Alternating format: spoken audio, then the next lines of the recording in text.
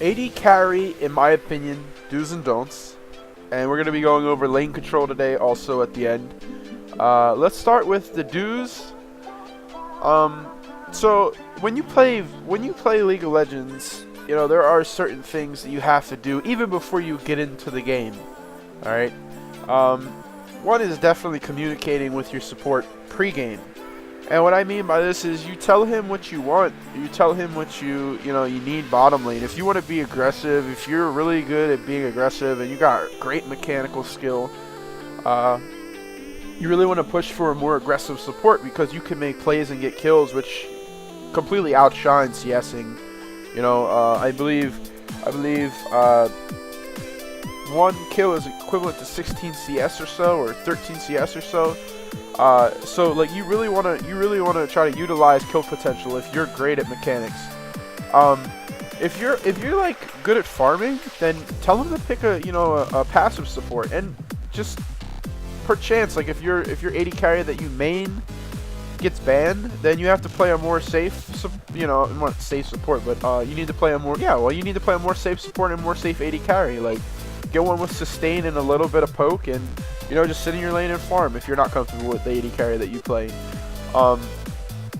When you lane against an opponent, know when and when you can't trade in CS. A little bit later in the video, I'm going to be going over the mechanics that like when when you can out trade your opponent or not, and I'll give you a couple good examples of like really knowing when. But you really got to understand, like, sometimes it's better to just back off than grab CS. It's better to I guess trade than CS, because you could maybe pick up a kill 3 or 4 minutes later in the game, and that'll set you so far ahead of the enemy AD carry that you can't, like, you'll be able to carry a game instantly based off of 2 or 3 kills in the early game. As long as mid and top are doing okay in terms of not dying and playing somewhat decent, you'll be fine. You'll be set. Also, make sure that you synergize with your team. For example, if you have a Jace top, here, I'll give you a quick example. A Jace top, a Gragas, and like I guess like a Kha'Zix jungle, if you can even jungle Kha'Zix, just hypothetically speaking, then you're gonna want to pick like somebody like Ezreal with high poke or high damage, or like somebody that can really utilize your team comp fully, like a Varus with his ultimate can lock down everybody, and whoever you lock down, you can literally, Gragas can barrel them, Jace can jump on them and insta kill one of them. Don't burn all your cooldowns on one person, obviously, but as I say, if you could pick off the enemy AD carry, then it's, that's 50% of their damage. Because remember, in my personal opinion, I believe the damage trade-off at late game is like 50% the AD carry does, 35% the AP carry does, and then 15% doled out between top and jungle. So, it's really important that you do get into a situation where you get all the opportunities that you could potentially take out of carrying. So, all right, that came out a little bit wrong, but what I'm trying to say is that like you want to take every sort of opportunity that you could get and try to make it a winning situation.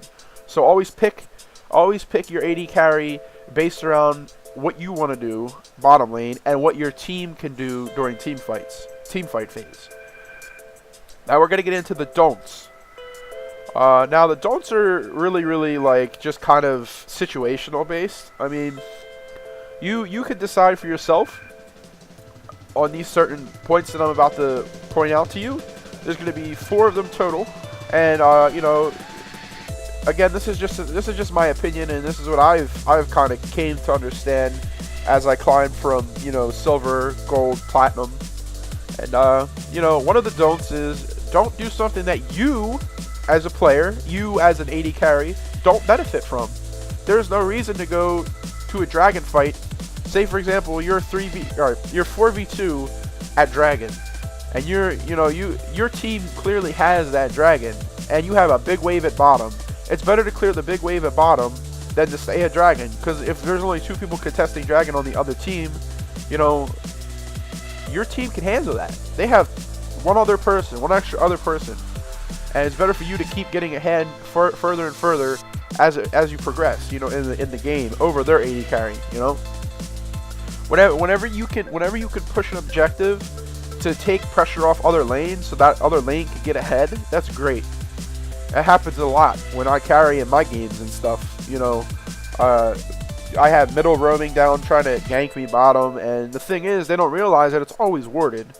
99% of the time it's warded, so they're wasting their time coming down. They're missing CS in middle. They're missing, you know, potential ganks at top if they're the jungler. They're missing potential ganks in middle if they're the jungler. You know, it's just like, you win in the end if you play it right. You will win your lane. You will help win other people's lanes just, you know, without even knowing that you're helping. Like, there's like the little things add up, you know. Don't miss kill opportunities because of farming.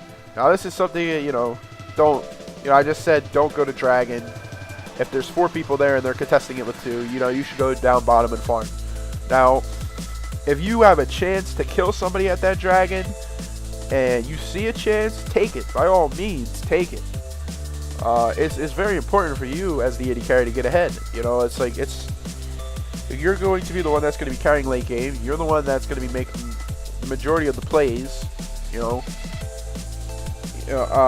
it's just, there's a lot of things, you know, that go into playing AD carry, but a lot of them are knowing when or when not to go into a fight. Do you know your kill potential? And this goes into the third point for the don'ts.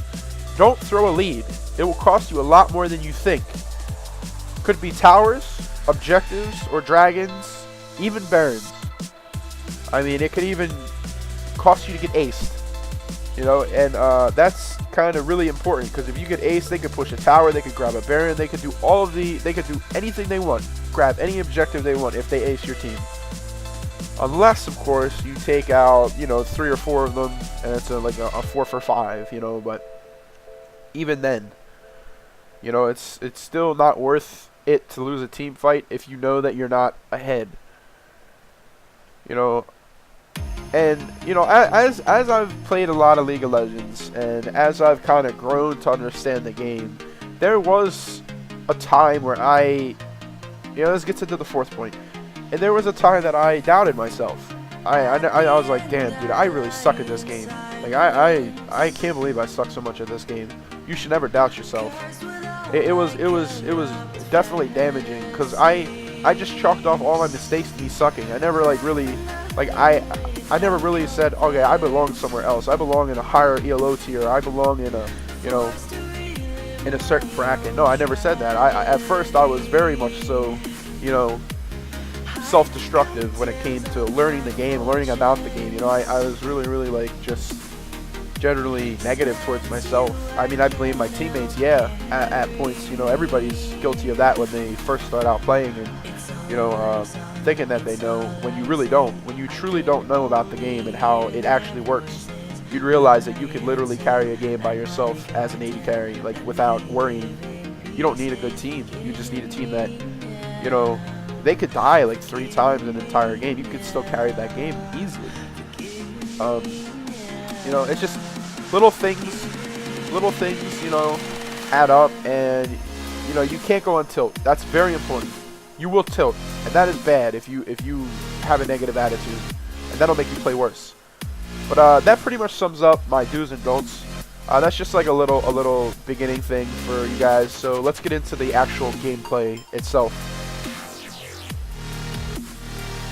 Okay, so laning phase starts off when you get into lane after you help your jungler out of his blue or his red, depending on who it is. And then in this instance, or this circumstance, our bottom and their bottom had to help their respective junglers with their respective buffs. And so right now we're getting into the laning phase. I mean, it's about 3 minutes in. You know, I'm getting out CS right now by Caitlyn, which is normal. So to go into a little bit about this lane, Caitlyn versus Vayne, I should lose this lane horribly. I should be being harassed right now by this Caitlyn. She should be. There's a lot of I could pick this Caitlyn apart. There's a lot of things she's doing wrong. For one, she's not being aggressive enough. Like, right now, she's auto-attacking a minion when she could have been auto-attacking me, doing free damage to me, because her range is a lot longer than mine. She's missing a lot of CS too, I've noticed that. And really, honestly, my Janna is sitting by me at all times. Like, she's really babysitting me. We get caught by, you know, Zyra's Iki, so that's how close we are, and that's a good thing, because if we can like trade tank, which is like where one person goes in, takes the brunt of the damage, we can get a free auto attack off. It's kind of like a tricky way of doing things, but it's a really interesting way of playing bottom lane. To give you guys some insight, this player that I'm playing with bottom right now, Ipoki, he is actually my friend. I play with him, I duo queue with him. He's a great support. He's very very knowledgeable about the game. He's a gold player, and we're playing in silver 2 right now. I'm playing with gold players. I think what was it? I believe that the Cassiopeia was gold 5. I may be wrong. I don't remember if this is the game that I had a bunch of golds in, but I'm in silver 2 right now on my account. My MMR is really high, so it's high enough to be in gold. I think I played against a gold 1 player in one of the ranked games, but he was playing with like a silver 5, so I don't know if that really even matters, but yeah. So I mean, laning phase is just basically farming. It's farming and looking for kill potential. Right now they're playing so far back, like we can't really make a play on any of them. So I'm just gonna farm. I'm just gonna continue to farm, continue to keep advantage over this Caitlyn of 12 CS. That's not bad. Like, we didn't have a word in that bush, or I could have tumbled EK'd into Zyra and done a lot more damage. But I was taking a lot of tower minion hits there. Or not tower minion hits, but minion hits from the range. And I try to capitalize on the Zyra. I don't necessarily get the kill here because I don't have Tumble up. Tumble's not level 5 yet. I almost said 6. And I couldn't really be aggressive because of the exhaust. It reduces your attack speed by 50%, meaning that I attack maybe once every what was it, 0.36 seconds? So like literally 1/3 of a second I auto attack, so there's no way I could have got that kill. But I dirked out here and I wasn't paying attention to my mini-map because we do have a ward up in this tri-bush here, but I using my mechanics, I got out of that pretty well. I had to sacrifice a Q key, and Janna had to burn the flash there. Their jungler actually did really well there. He got a flash out of me, and he got a flash out of, I believe he got a flash out of me, didn't he? Let's see here. Yeah, he did get a flash out of me. He got a flash out of me and Janna, but at that point, if he got a flash out of me, he should have been in his jungle farming. He should have just backed in. Like, 2 flashes is good, but at the same time, it's not very important when they've been pushed up almost this entire game. Like, they've been pushed up. We don't need flash. Why would we need flash if we're pushed by our tower every game? There's a lot of things this Caitlyn's doing wrong. For one, she's not harassing. For two, she's being very like pushy. Like she's pushing really hard for no reason. Like she should just be last hitting her and zoning me out, but she's not doing that. And as you can see right there from that last when she was backing, she missed 5 CS there, or 4 CS. She could have gotten pushed to tower a lot faster with the help of Zyra. I didn't lose any CS there, so she did that really wrong. That was really wrong on her part. So I'm gonna continue to CS. You know, it's very important to CS. It's I'm not the best at it yet, obviously, as you can tell, but you know, I'm ahead of her. That's all that matters. As long as I'm ahead or I have an advantage over the enemy AD carry, everything's gonna be good. Everything's fine. You're doing good. So our Jarvan is now 3-0. He's doing extremely well. Our Morgana's got 3 assists. He's kind of lacking in farm. He's 10 CS behind this Cassiopeia, but it doesn't matter because 3 assists is a lot higher than, you know, 0 kills and 41 CS. Like 41 CS compared to 31 CS and 3 assists. That's you know, you got a lot more money than that Cassiopeia does. But they keep doing golems, which is really good on Caitlyn's part. They keep doing golems, and they do have a small advantage due to that, but they're not utilizing their lane to the best of their ability. Like they should. Right now, she should be like harassing me, not auto attacking minions. She missed the big creep. That's essentially three range minions or 2 melee minions that she just lost there. She didn't CS that. We're keeping the mother tower, and my mechanics allowed me to get out of that snare pretty well. So You know, they didn't get any free damage off me for that. I got 10 gold from those little creeps that I killed from Zyra, and I got caught again by another E key, and she exhausted me, which I don't know why she just wasted exhaust on me like that. She just messed up her chance to really.